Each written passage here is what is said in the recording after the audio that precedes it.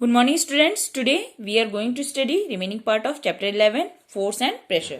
So पिछले period में हमने पढ़ा था कि पुश या पुल दोनों ही क्या होते हैं, फोर्स होते हैं। और हमने ये भी पढ़ा था कि forces are due to an interaction, that means interaction के कारण क्या होता है, फोर्स उत्पन्न होता है। साथ ही साथ फोर्स के वजह से किसी चीज का क्या हो जाता है, मोशन की दिशा बदल जाती है, उसकी स्थिति बदल जाती है। And force can change the shape of an object, force के कारण किसी भी ऑब्जेक्ट का शेप भी बदल सकता है। आज हम पढ़ेंगे contact force. Muscular force, can you push or lift a book lying on a table without touching it? क्या आप किसी किताब को जो कि टेबल के ऊपर रखी है उसको पुश कर सकते हैं या लिफ्ट कर सकते हैं बिना छुए? Can you lift a bucket of water without holding it? क्या बिना पकड़े आप किसी बाल्टी को उठा सकते हैं, पानी की बाल्टी को? Generally to apply a force on an object your body has to be in contact with the object. तो किसी भी चीज के ऊपर फोर्स अप्लाई करने के लिए जरूरी है कि वो चीज आपके बॉडी के कांटेक्ट में हो। द कांटेक्ट में also be with the help of a stick और अ पीस ऑफ रोप। ये कांटेक्ट आप किसी स्टिक के थ्रू या फिर रोप के थ्रू भी ले सकते हैं। When we push an object like a school bag or lift a bucket of water, जब आप किसी स्कूल बैग को पुश करते हैं, धक्का देते हैं या पानी से भरे बाल्टी को उठाते हैं, where does the force come from? तो आप जो फोर्स जो होता है, उसमें जो फोर्स अप्लाई होता है, वो फोर्स आता कहां से है? This force is caused by the action of muscles in our body. तो ये फोर्स जो होता है, ये हमारे मसल्स का फोर्स होता है जो हमारे बॉडी से आता है।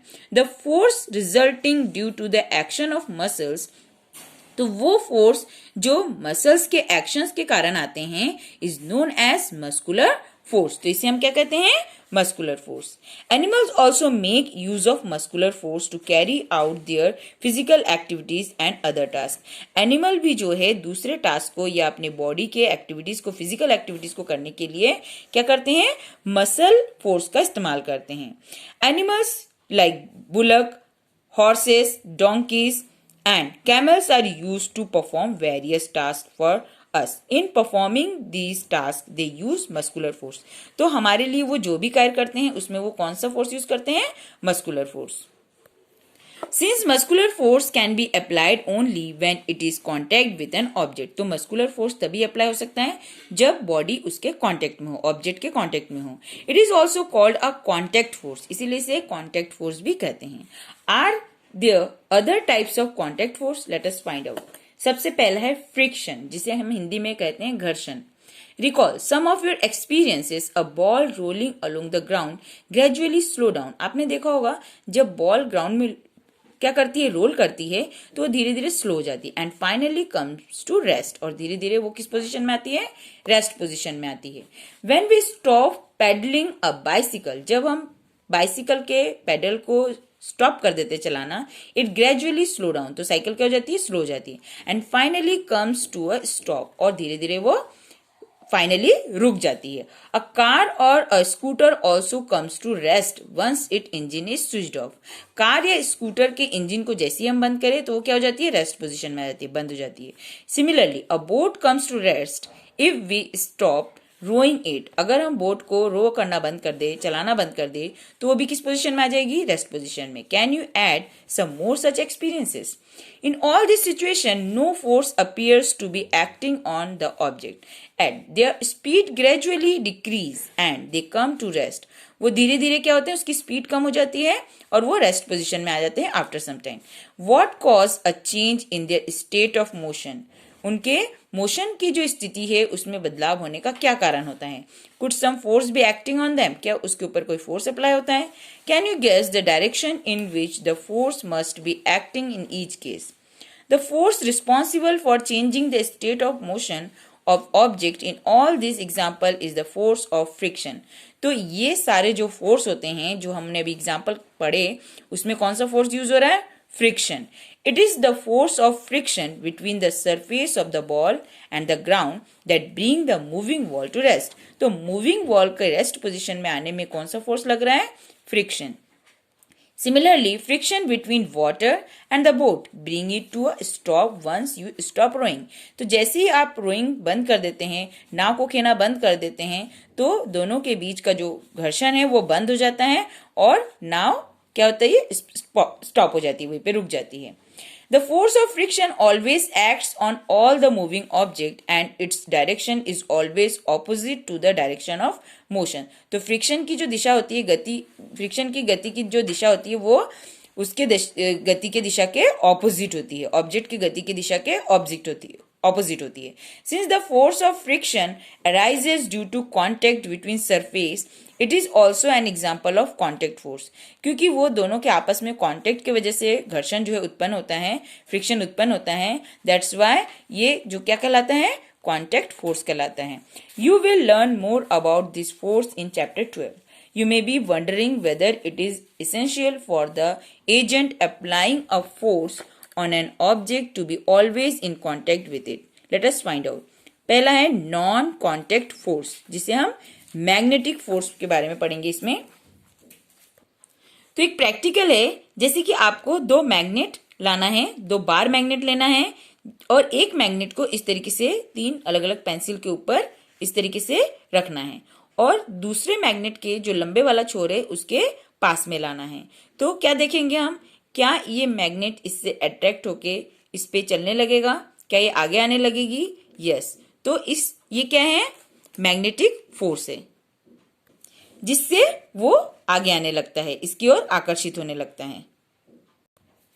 Does the magnet on the rollers begin to move when the other magnet is brought near it? क्या दूसरे मैग्नेट को पास में लाते से ही वो कैसा रोलिंग करना शुरू हो जाएगा? Does it always move in the direction of the approaching magnet? क्या वो हर बार जिस मैग्नेट को हम उसके पास ला रहे हैं उसी डायरेक्शन की ओर वो आगे बढ़ेगा? What do these observations suggest? Does it mean that some forces must be acting between the two magnet? तो दो मैग्नेट के बीच में क्या हो रहा है, फोर्स उत्पन्न हो रहा है. You have learned in class 6 that like poles of two magnets repel each other and unlike poles attract each other.